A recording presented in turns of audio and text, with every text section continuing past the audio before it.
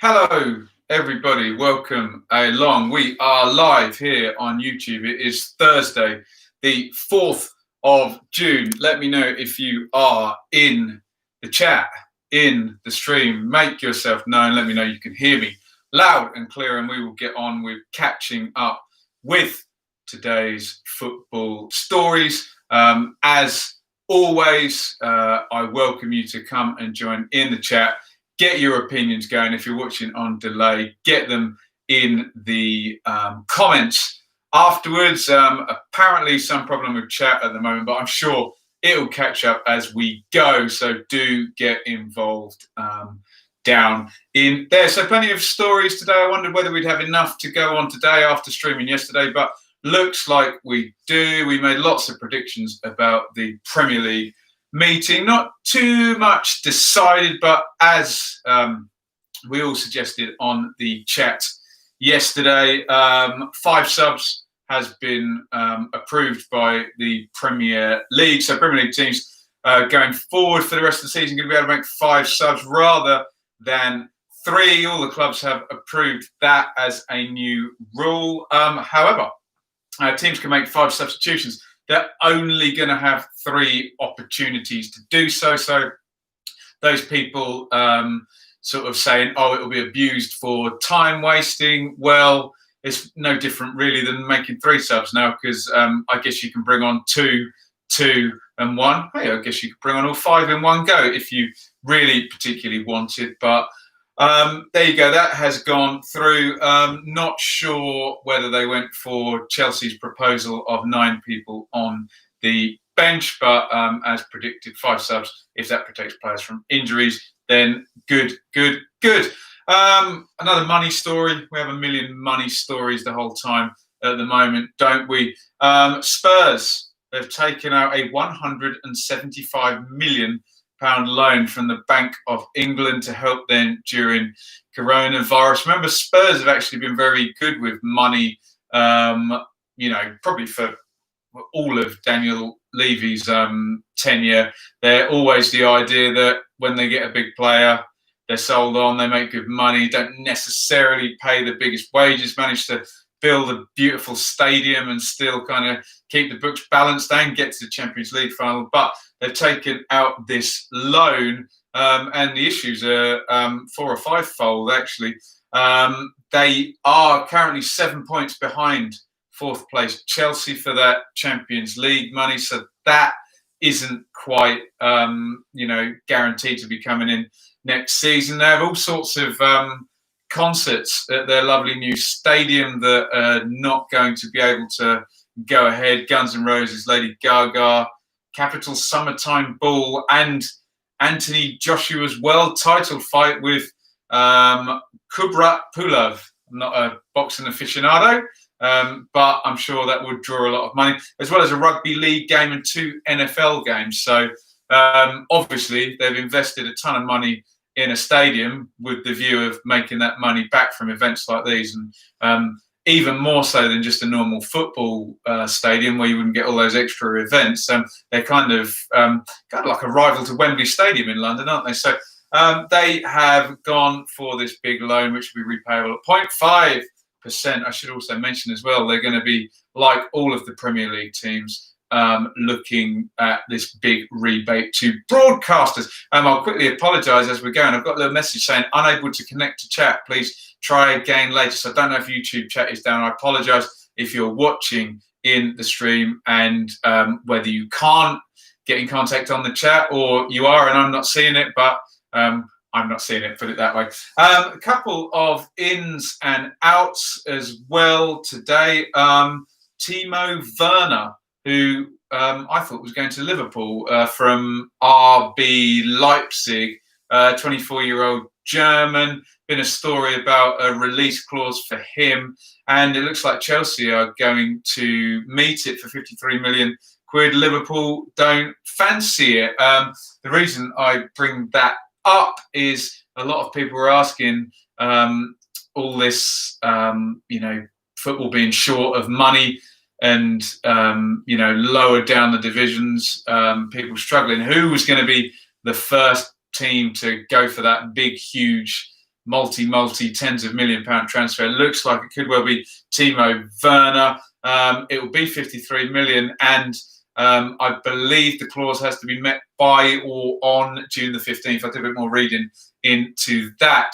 But yeah, that could be the first big one. I don't know how people are going to feel about that when it does go through. But certainly looks a very good player, and we'll welcome him. Us English football fans look forward to seeing him playing. As I say, struggling here with the tech today. The chat is not available. If you are watching, hit the thumbs up button so I know that you can see me and hear me. Like the video. If you're watching on delay, please do the same. Helps the algorithms of the channel. So if Timo Werner's in, going out is Chris Brunt of West Brom, a real kind of classic journeyman footballer. I say journeyman, people are a bit harsh. This guy has played over 400 games for West Brom, loads and loads of them at the top level. I think we should, just because players don't go and win European Cups and Premier Leagues and things of that nature, we should applaud people like Brunt. 13 years at West Brom, I guess. I think he get sent off in the playoff semi. I think he did, didn't he? I was at that game against Villa. So I know he hasn't started this year. I've been to a few West Brom games, so I'd have to check back the stats. I'm sure I would have seen him play this season. I'm sure I've seen him play many, many times over the years. A great sort of unsung guy, obviously, stayed at the one club. Some people argue those players, were they ever good enough to leave, unless it's sort of like a Matt Letizia or Steve Bull type player. But Brunt, I think a load of people who watch this channel would have seen Chris Brunt play and appreciate his work. I don't know whether he's going to retire. He's 35. He's got a banging left foot, so he could stand in centre midfield for someone maybe a little bit lower down. We've seen Glenn Whelan still doing a good job for Fleetwood, similar sort of age, similar sort of calibre of career, you would say. So maybe we'll see Chris Brunt, but I think players like him should be applauded for their longevity and their loyalty to the one club. So Chris Brunt will be leaving West Brom after the contract's done, and I, for one, am a fan and wish him well. We've got some more EFL test results, which annoyingly came out as I was doing yesterday's stream, in fact. So I literally got off this stream yesterday, looked at my phone, and through come the results. So 9 people at 6 championship clubs have tested positive in the latest round of testing. And it's a Leeds story because it's been revealed today, in fact, that one of those guys, we don't know whether it's player or staff. I'm sure if we had the chat going, someone would be able to help me out with who it might be. But with the amount of Leeds we often have in our chats. So Leeds, Preston, we know that's Jaden Stockley, don't we? Sheffield Wednesday and Huddersfield. This is localised to Yorkshire and the northwest by the look of all of those clubs. So they'll all go into quarantine. The Daily Mail with a hilariously clickbait headline: Bielsa's promotion push derailed. Look, we're starting on June the 20th.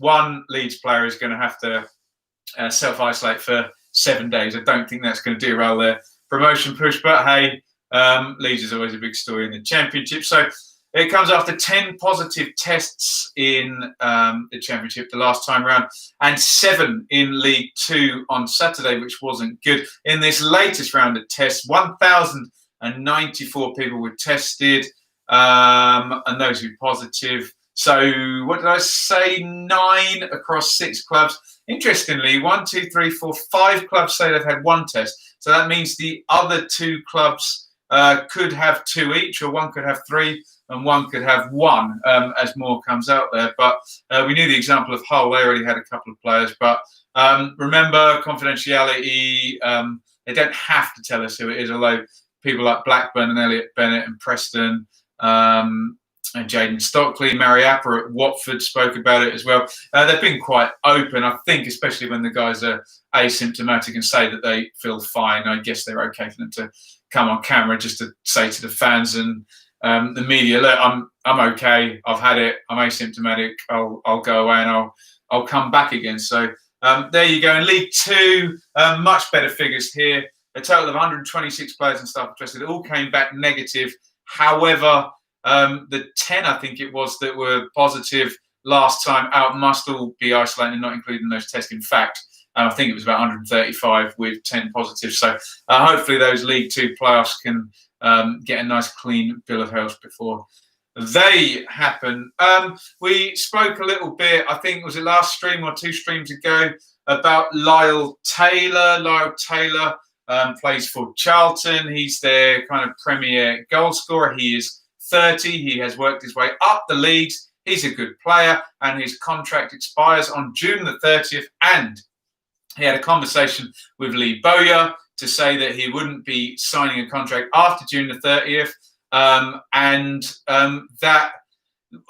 However way the conversation went, whether it went, well, if you're not signing, I don't want you around, or whether it went, well, if you're not signing, I want you to play these couple of games, and then Taylor said, no, I'm not going to. We don't know that, but the outcome is the same, that he's essentially downing tools and sort of leaving Charlton in the lurch a little bit. Remember, they have got 9 games to go, as do all the Championship teams. They are 3rd from bottom, and one of these games, while he's still in contract, will be against Hull City, who are just above the relegation zone, who they could swap places with. So even if he just played the games under his contract, you could win that 6-pointer against Hull and have a big sort of influence on whether or not Charlton stay up. He's done some quotes. He's spoken to Sky Sports. Taylor says, I'm gutted at the way it's finishing, but I don't expect people to care. I know that once the damage is done. It's irreparable. I don't really expect any sympathy. Well, people will care, and he won't get any sympathy, because you know what it's like when it comes with players and refusing to do stuff. He goes on, he says, we are the first ones able to go back. So that's difficult for footballers and football clubs.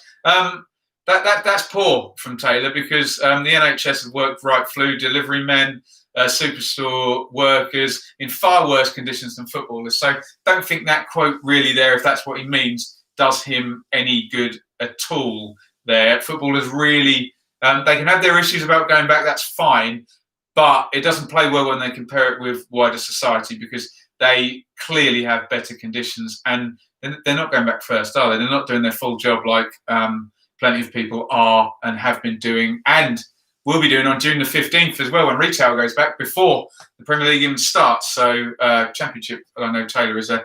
My reasons and concerns stem from my knee injury. It plays on my mind. It makes me think, what would happen if I had an injury now that threatened the rest of my career? I'll be honest with you, it scared the life out of me. That's my honest reasoning. I know it won't sit well with people, but it's been a very hard decision to make. I want to play to keep this team in the league. Well, no, you don't. We have worked so hard to get here, but there is something in the back of my head that says, if you were to get a serious injury, the chance you have worked on and dreamed since you were 6 years old is gone. I'm not 26, 27, I'm 30. The way I play, it puts me in positions that I could get seriously injured at any time. I pretty much know how fans feel about this, because of the stream I did the other day, and generally it was, that doesn't really look great, does it? What I will say about football is, stories go quickly, and today's news, tomorrow's chip paper. I was at one of the first games. It was Derby and Forest, when Tom Lawrence was back, and he got absolutely barracked every time he got the ball after the the collision in the car with Richard Keogh and Mason Bennett and all that. And things do move on quickly, and I suppose if you're Lyle Taylor, you might get a bit of stick, and it won't be nice next time you go back to Charlton. But if, as he's suggesting, he's going to double his wages and get his dream move, then I'm sure he won't be bothered. I think most people, and Gary Neville echoed my sentiments on this one on the Sky Show, most people wouldn't begrudge him, walking off when his contract's finished. Fine, by the print of his contract, he's done on June the 30th. But if he refuses to play games, particularly one against Hull there beforehand, then doesn't play well. I do sense there might have been, and I'm speculating here, that the conversation, as I said at the top of this little segment, might have gone, are you going to sign? No. and then Lee Bowyer saying, well, you know, I'm not going to use you for 2 games, and then all of them. We don't know that. I don't think anyone's going to come out and say that for sure. But do get your comments in on Lyle Taylor's comments and his response. Now, one more quick one from the Championship. Neil Harris is predicting, Neil Harris, the Cardiff manager, former Millwall manager, Millwall great, all-time top scorer there, predicting the salary caps. Rick Parry is quoted as saying they're essential. Simon Jordan, the ex-Palace owner, has been advocating for them. Neil Harris says football is going to change, maybe not at the top level immediately, but in the leagues below, certainly. Salary caps into League 1 and 2 in the Championship. Salary caps will, I believe, come into play. Players demanding salaries are going to completely change.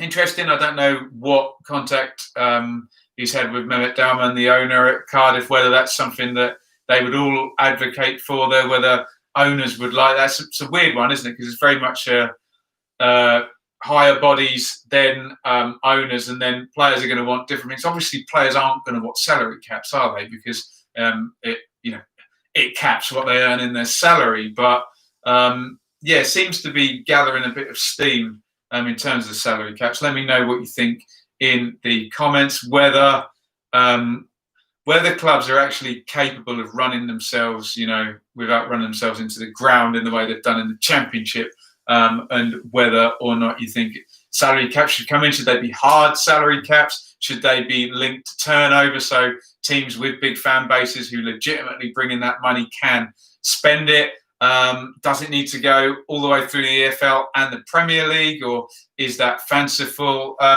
Let me know what you think, whether Harris is right and how it would work. Those are today's football lines. Again, I apologise if you've tuned in and wanted to get involved in the chat. I will reiterate, I'm looking at a screen right there that says unable to connect to chat. Please try again later. I would assume, being I'm able to do this stream, that it's a YouTube issue, not a local issue here, and that people seem to be watching. Just prove to me you're watching. Hit that thumbs up button. Last time I asked, it spiked up nicely. If it's not, am I allowed to use that phrase for likes when it's been used to map a virus? But there you go. It's happened again. So thank you, everybody. Do get involved and maybe put comments in afterwards. I'll do my plug-in again and say hit subscribe, ring the bell, follow me on Twitter at Benjamin Bloom. And please, if you haven't heard, I know I'm a bit incessant with it, I've been nominated on the Football Content Awards Best in Video category for vloggers. So if you just go to the Football Content Awards website, I think it's the third one down, Best in Video, there'll be a drop-down menu that will say Benjamin Bloom, and you just click to vote. That would be wonderful. I'm planning on going to the awards ceremony, which is in Tottenham Stadium, which is going to be fine because, as we said earlier, they took a loan out for 175 million quid, but I hope they'll still be making some small profit out of a few hundred football vloggers and TV people there in November. But please go and vote for me. That would be great. I'll be doing a podcast with Jack Reeve from Talk Norwich City, another Reeve and Bloom show, tomorrow. So if you want to ask a question on that, a lot of Ipswich and a lot of Norwich on that, but we will take general questions. At Benjamin Bloom on Twitter, I've retweeted it, asked the question on there. It'd be great to hear from some of the guys in the chat, especially being I couldn't hear from you today, which is very, very frustrating. But there you go. Once the red light's on, the show must go on. I have survived a week at work, which is wonderful, a 4-day week in a school, touch wood, without any health problems. So I'm going to relax for now. I've got to stop doing this on camera, haven't I? And head off and go and enjoy a 3-day weekend. If there's more news lines tomorrow, I will be on similar time tomorrow night, hopefully with the chat working. That would be nice, wouldn't it? Also, you can support the channel by hitting the donate button or the super chat button or the emoji if you want to support me financially working towards wouldn't it be wonderful to make some kind of a living out talking about football? And I promise you all, any ad revenue on YouTube and donations, I don't touch them. I'll let it build up so it makes some kind of impact in me, maybe being able to free up some of my time, let's just say. Right, thank you everybody for watching. We're coming up 20 minutes. Again, final apology about the chat. If you can see what I'm looking at, you'd understand my frustration. So get your comments in after the fact, and I will see you all again soon. Thank you for watching. Over and out.